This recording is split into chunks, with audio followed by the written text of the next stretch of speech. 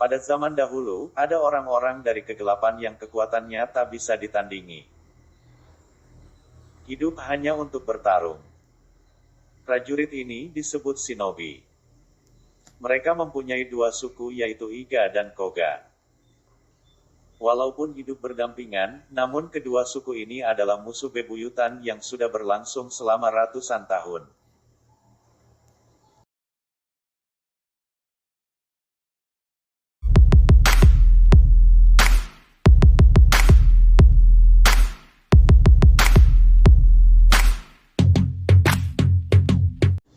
Cerita ini dimulai dari pertemuan secara tidak sengaja seorang pria dari suku Koga dengan gadis dari suku Iga di sebuah sungai.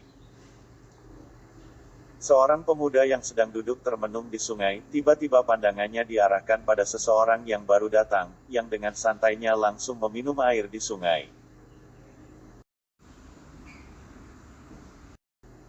Karena menikmati air yang diminumnya, dia tidak tahu bahwa sepasang mata sedang memandangnya dari tadi. Ketika dia sadar, dia sampai melompat mundur karena kaget. Itulah awal pertemuan mereka.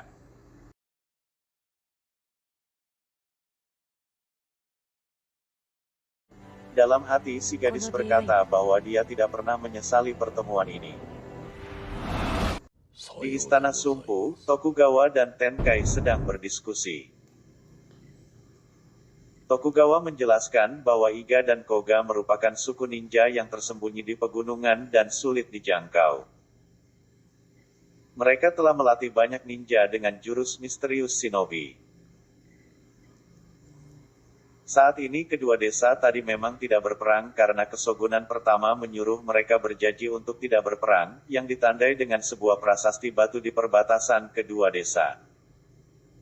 Dia telah membawa perdamaian ke kerajaan.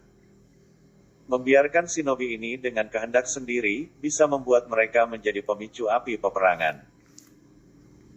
Sehingga kedua suku tadi harus dilenyapkan.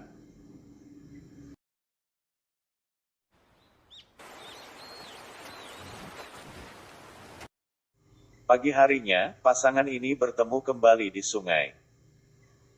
Oboro menyatakan bahwa neneknya dipanggil ke Sumpu atas perintah Hattori dan dia juga yakin bahwa kepala suku Menjidani juga dipanggil. Permusuhan dua suku selama ratusan tahun tidak mungkin bisa dihapus dalam sekejap. Hubungan ini mungkin hanya mimpi. Namun Genosuke malah mengajak Oboro menikah. Jangan khawatir, suatu saat mereka akan mengerti, katanya. Saksi pernikahan mereka adalah seekor burung elang bernama Hayate. Setelah pertemuan itu, mereka kembali ke desa masing-masing dengan perasaan bahagia. Esok harinya, kedua kepala suku, Iga dan Koga dipanggil ke Sumpu yang merupakan istana kerajaan. Di sini mereka diminta untuk memperlihatkan kemampuannya masing-masing. Manjidani lebih dulu. Diwakili oleh Chikuma Kushiro.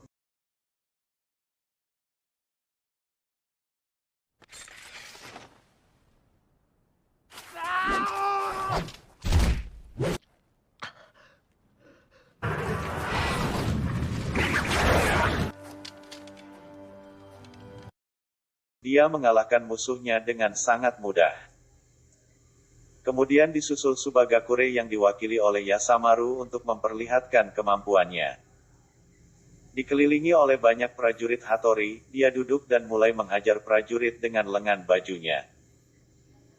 Dia juga sangat mudah mengalahkan musuhnya. Sementara Tokugawa menonton aksi itu dari lantai atas Istana Sumpu. Setelah pertunjukan tadi, maka Tokugawa semakin yakin bahwa kedua suku ini harus dihilangkan. Pada malam harinya pimpinan kedua suku menerima dua perintah.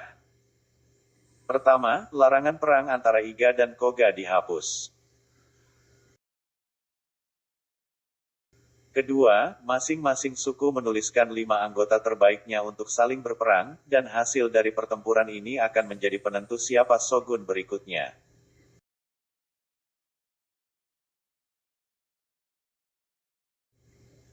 Sepulangnya di desa, masing-masing mengumpulkan anggotanya. Masing-masing kepala suku membacakan daftar nama-nama yang akan ikut berperang. Dari daftar yang tertulis, juga termasuk Oboro dan Gennosuke. Ketika Gennosuke disebut namanya, dia marah, dia tidak setuju dengan perang ini. Di pihak lain, Oboro menerima tugas sebagai kepala suku.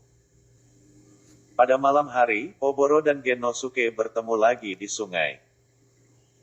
Oboro semakin yakin bahwa mereka tidak dapat bersama setelah ia menerima tugas sebagai kepala suku, tapi Gennosuke tetap berusaha untuk menghentikan pertempuran ini. Namun betapa kagetnya ketika ia tiba di rumah. Kepala sukunya telah tewas dalam duet sampai tewas dengan Ogen, mantan kepala suku Subagakure. Gennosuke marah dan semakin mantap untuk pergi ke Sumpu untuk menanyakan apa maksudnya semua ini.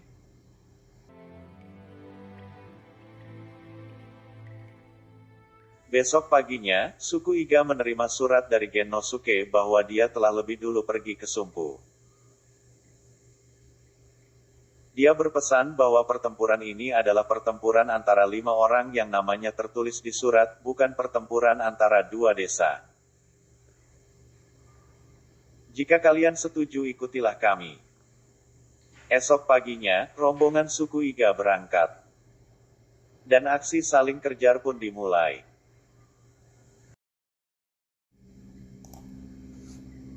Dukun santet Manjidani mulai beraksi.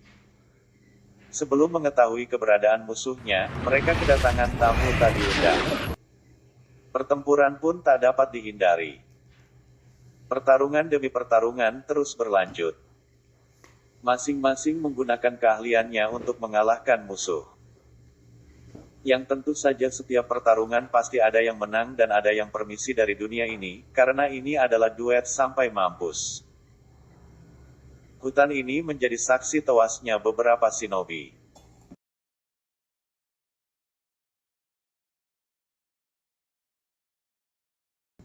Yang pertama permisi adalah Minonenki dari suku Iga. Dia tewas setelah mencium seorang wanita cantik bernama Kagero.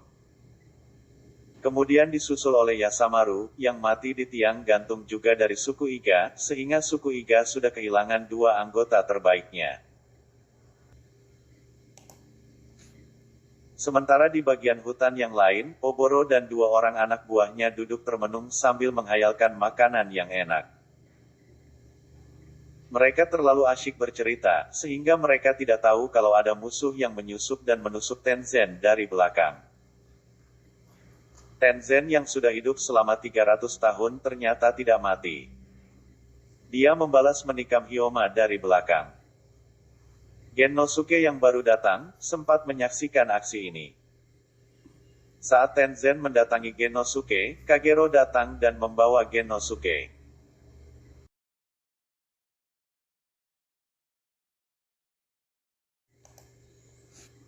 Oboro dan sisa anak buahnya terus berjalan. Memasuki sebuah desa mereka diserang oleh Chikuma Kushiro. Kushiro terluka oleh senjata Tenzen. Sebelum melarikan diri, ia sempat menyerang Oboro yang ditahan oleh Hotarubi dengan badannya dan menyebabkan kematiannya. Kematian Hotarubi menyebabkan Oboro murka. Ia mengendarai kudanya dengan kencang untuk mengejar Kushiro yang sedang terluka. Ilmu silat Oboro memang tidak tinggi tapi dia punya kelebihan yang tidak dimiliki oleh orang lain yaitu kekuatan matanya. Kekuatan matanya bisa memasuki tubuh lawannya dan merusak organ dalam sehingga lawannya lumpuh seketika.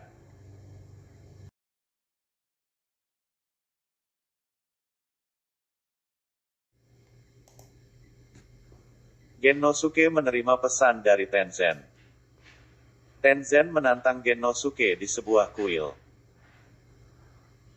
Tiba di sana, Tenzen sementara membuat patung, dan membuka pintu untuk tamu yang diundang, sambil terus bercerita bahwa ketika mereka keluar dari desa, pasukan kesogunan telah sampai di desanya untuk memerangi seluruh penduduk desa. Singkat cerita, Kagero dan Tenzen sama-sama tewas di kuil ini. Dia tinggal sendiri ketika para ninja utusan kesogunan datang untuk membunuhnya. Dia menggunakan kelincahannya untuk melawan para ninja, sehingga para ninja habis tak tersisa.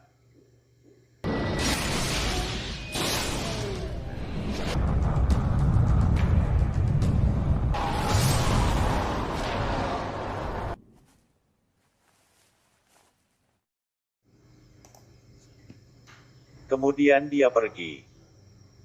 Di tengah jalan dia bertemu dengan Oboro, kekasihnya. Namun siapa sangka di antara mereka berdua yang dulunya saling mencintai, kini yang ada hanyalah kebencian. Oboro mengatakan bahwa dengan banyaknya kematian, kini tidak ada lagi jalan kembali. Dia mulai memusatkan kekuatan matanya tapi tidak berhasil. Sambil berlari ia meluruskan sebilah pisau ke arah Gennosuke. Gennosuke pasrah, sebelum mati ia meminta agar Oboro bisa memperhatikan kedua desa mereka. Gennosuke tewas. Oboro melanjutkan perjalanan menuju Sumpu. Ia baru tiba di sana ketika desanya diserang oleh tentara Hattori dengan meriam.